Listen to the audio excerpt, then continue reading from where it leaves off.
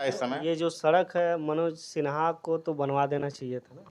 पहले मैं आपको उस बात का जवाब देना चाहूँगा कि आपने बोला कि इनका या इनके परिवार का राजनीतिक संबंध नहीं रहा है।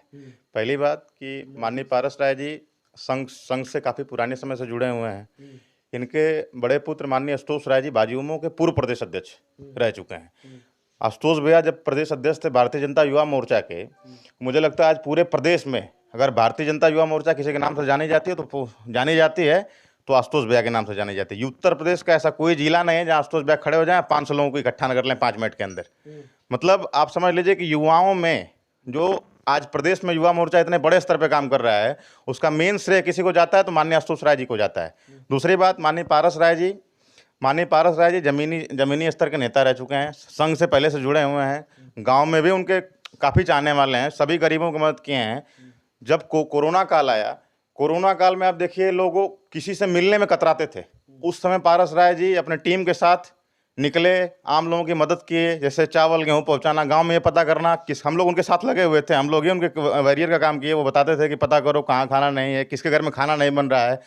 मतलब सपोर्ट किए इतना कि लोगों के घर में अन्न अनाज पहुंचाना, कोई मतलब ये कि कोई भुखमरी की स्थिति से न मरे, सैनिटाइजर प्रोवाइड कराना, सबको हर एक चीज़ की सुविधा उन्होंने प्रोवाइड किया। दूसरी बात, अफजाल अंसारी की आप बात किए कि अफजाल अंसारी जो है कि सांसद हैं, तो कोई अजय होके नहीं आता है, हारना उनका भी तय है। और माननीय पारस राय जी जो हैं कि अब की बार 400 पार का जो लक्ष्य है, उसमें गाजीपुर जनपद से भाजपा की सीट, भाजपा माननीय मोदी जी ने, माननीय योगी जी ने, शीर्ष नेतृत्व का मैं आभार व्यक्त करूंगा कि माननीय पारस राय जी को उन्होंने उस योग्य समझा, और हम लोग उनका मतलब पूरे जनपदवासी दिल से धन्यवाद करते हैं कि उनको टिकट मिला।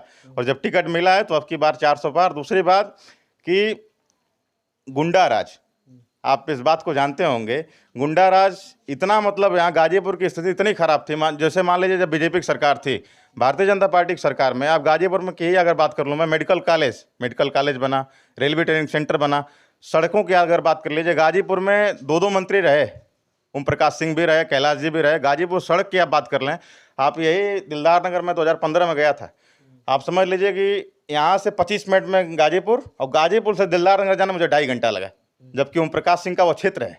उसके बाद आप जब माननीय मनोज सिन्हा जी आए, आप गाजीपुर का विकास देखिए। आज गाजीपुर अगर किसी के नाम से पहले जाना जाता था और हमेशा जाना जाएगा कि अब्दुल हमीद के नाम से।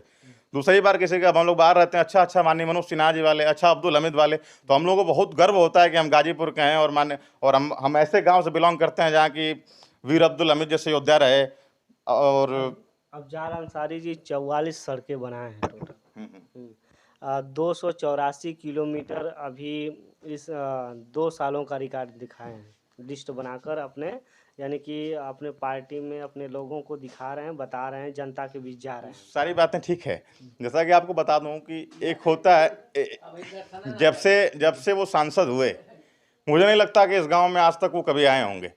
इस गांव में या गाजीपुर जनपद में वो जो उनके खास लोग हों उनके यहाँ वो जाते होंगे, यहाँ वो कभी नहीं है। इस गांव में आप जखिनिया की सड़क देख लीजिए, जखिनिया मुख्यालय है, उस सड़क की स्थिति में आज 25 साल का हो गया, उस सड़क जैसे थी वैसे ही है, जर्जर स्थिति में है, जबकि मुख्यालय है, सभी लोग का उसमें आना जाना है। तो 25 साल की आपकी उम्र हो गई है, और जैसे है, जैसे थी पहले और आज भी वैसे है। तो मनोज सिन्हा जी इससे पहले सांसद थे, क्यों नहीं बनवाए? सांसद जब थे तो उसमें वो हुआ, क्या बोलते हैं, चिपकवाया जाता है। फिर विधायक लोग इतनी बार आए, बेदीराम जी आए, कई विधायक आए, कभी कोई विकास नहीं। मनोज सिन्हा के आने से आप सिखड़ी की सड़क की हालत देख लीजिए, यहाँ पे फायर स्टेशन बन रहा है, फायर स्टेशन से किसको लाभ होगा? आम जनता को लाभ। आप समझ लीजिए कि गेहूं का सीजन चल रहा है इस समय। ये जो सड़क है मनोज सिन्हा को तो बनवा देना चाहिए था ना। ठीक भाई, तो जो है कि 60 सालों का जो विकास होता है, जो 60 सालों में डुबाया गया है, वो 5 सालों में तो होगा नहीं, उसके लिए थोड़ा टाइम चाहिए ना। 5 साल जनता ने उनको मौका दिया। दूसरी बार गठबंधन की वजह से माननीय मनोज सिन्हा जी हार गए, जबकि पिछली बार से ज़्यादा वोट पाए थे, सिर्फ इसीलिए ये लोग गठबंधन की वजह से जीत गए, वो अपने दम पे इतना वोट पाए।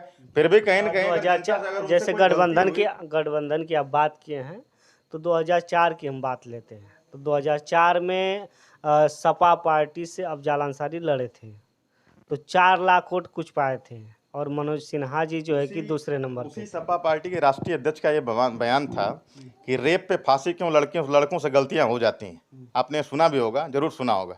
तो जिस पार्टी के राष्ट्रीय अध्यक्ष की ये मतलब मानसिकता होगी कि रेप पे फांसी क्यों, लड़कों से गलतियां हो जाती हैं, तो मुझे नहीं लगता ऐसे पार्टी के लोगों को चुनना चाहिए। क्योंकि आजकल का जो युवा है, युवा पीढ़ी पढ़ी लिखी हो गई है, और पढ़ा लिखा आदमी अपना भविष्य सोचेगा, ना किसी पार्टी, चाहे वो कोई बिरादरी हो। अब बिरादरीवाद मुझे नहीं लगता कि अब जो यूथ इस समय चल रहा है उसके अंदर है।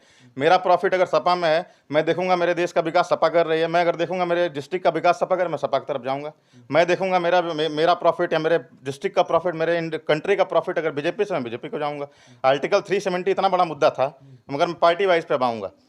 आर्टिकल अच्छा, एक चीज़, सब चीज़ बात काट कर एक चीज़ मैं पूछना चाहता हूँ। जैसे कि अफजाल अंसारी जी का हमने भी इंटरव्यू किया, तो कह रहे हैं, वो कह रहे थे कि कोई बारहसिंगा आ रहा है, कोई शेर आ रहा है, और कोई विकास पुरुष आ रहा है। तो ये लोगों को काट कर क्यों इनको बिना मतलब कि कोई राजनीतिक मतलब अनुभव उतना नहीं रहा है, इनको पार्शनाथ जी को क्यों टिकट दे दिया गया? भैया उस संघ के बहुत पुराने नेता हैं, ऐसे आप नहीं कह सकते कि उनको उनसे मतलब उनको कोई राजनीतिक अनुभव नहीं रहा है। राजनीतिक अनुभव बहुत रहा है उनको, शुरू से ही वो राजनीति में रहे हुए हैं। वो अलग बात है कि उन्होंने कभी अपने लिए लालच नहीं किया कि मुझे चाहिए टिकट, या टिकट के रेस में कभी उस शीर्ष नेतृत्व ने उनको लगा होगा कि नहीं ये व्यक्ति योग्य है, इसको टिकट देना चाहिए, तो उनको टिकट मिला है।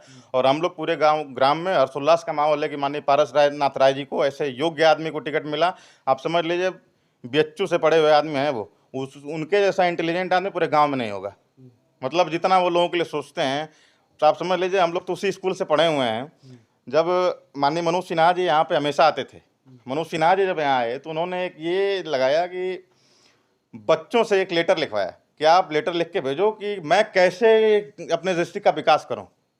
मतलब, और उसके बाद पारसनाथ राय जी, इतनी एज उनकी हो गई। अब मैं शिक्षा जगत की बात करूं, शिखड़ी ग्राम सभा की, या मतलब आसपास के यहाँ गाजीपुर जनपद में हंसराजपुर से लड़के यहाँ पढ़ने आते हैं। उन्होंने जो है कि हर हफ्ते वो टेस्ट लेते हैं, हर हफ्ते वो टेस्ट लेते हैं, स्वयं पर क्लास में जा के मतलब देखते रहते हैं कि कहीं से किसी का नुकसान ना हो। मतलब वो इतने योग्य व्यक्ति हैं, उन्होंने मतलब अपने आप को पीछे करके लोगों का भला चाहा है हमेशा से। और ऐसे आदमी को कोई टिकट मिला तो निश्चय ही गाजीपुर मतलब चलिए बिजली चाचा जी। मरनी करनी में तो सबके यहाँ सब लोग जाते हैं। हम्म, हाँ, दुख में हम्म, दुश्मन रहता है उसके यहाँ भी चले जाते हैं, हम्म, ऐसा नहीं है। हम्म। हम्म।